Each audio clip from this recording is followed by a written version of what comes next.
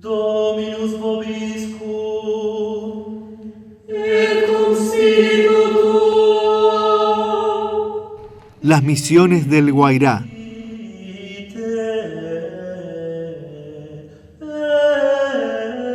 Hacia el norte del río Iguazú se hallaba la región del Guairá.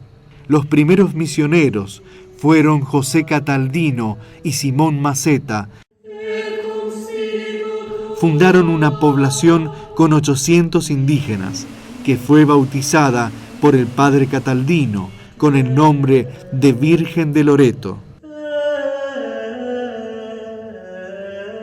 Luego de construir un templo provisional, continuaron la recorrida por la región. Aquí se entiende cómo surge el origen de San Ignacio Miní. Con el aumento de habitantes en Loreto, el padre Nicolás del Techo escribe: muchos se trasladaron a Loreto, y como eran más de los que allí podían vivir, a petición del cacique, fundóse otra población a 1/4 de legua de la anterior. Tanto ella como su templo fueron consagrados a San Ignacio.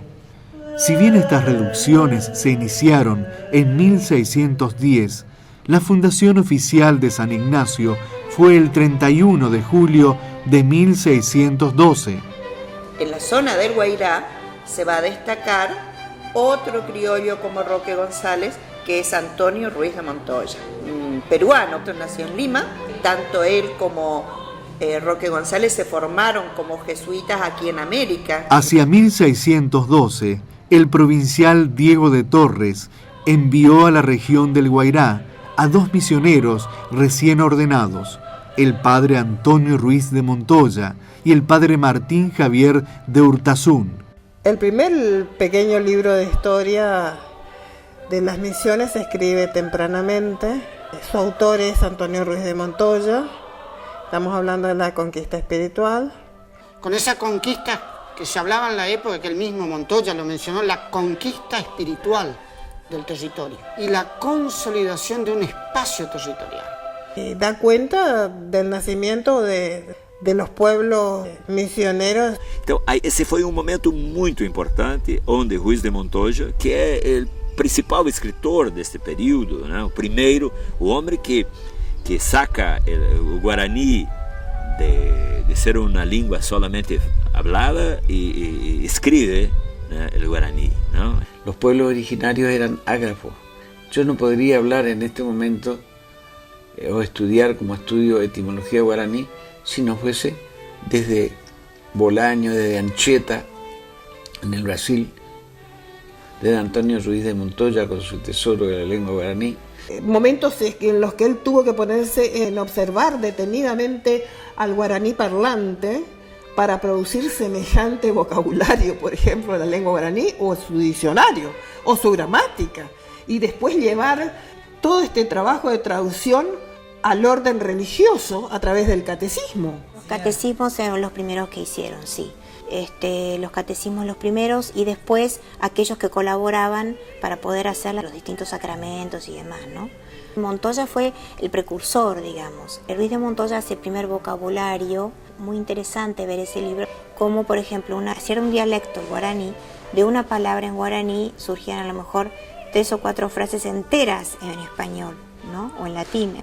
O sea que realmente ha sido un mérito muy grande de Montoya el haber construido ese libro.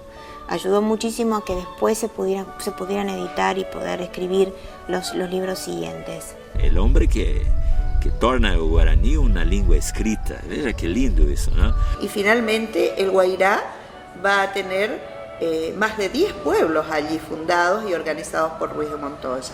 Tenía una visión que iba mucho más allá, que después quedó trunca, que era conectar las misiones del Tapé con el Guairá y generar el gran espacio territorial. Hablamos mucho de la historia, de datas, de fechas, de todo.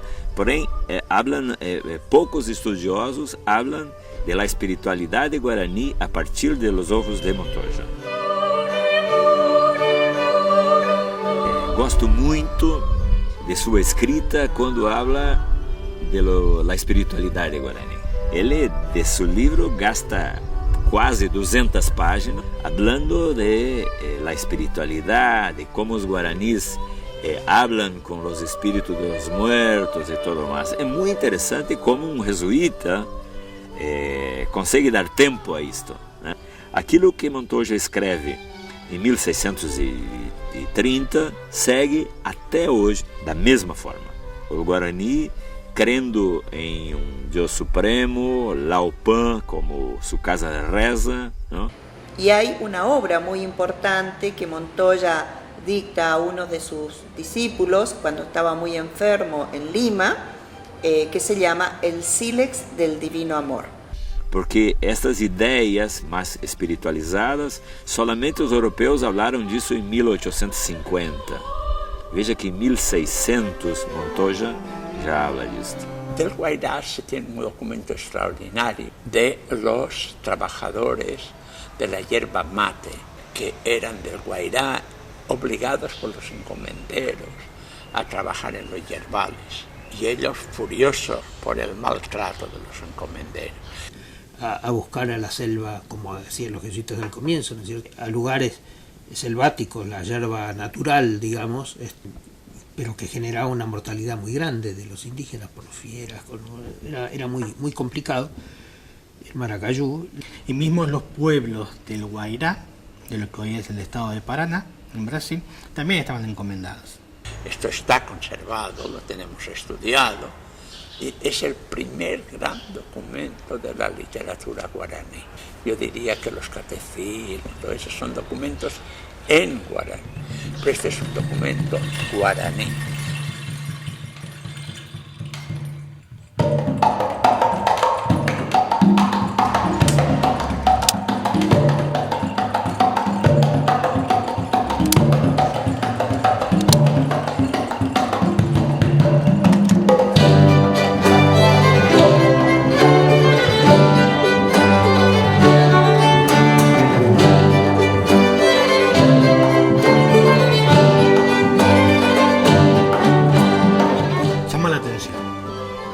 En Tañarandí, ¿no? Es decir, no en el centro, no en Asunción, no, como rescate de la tradición y como experiencia participativa, ¿no? Es decir, la gente ciertamente siente. Es una genialidad,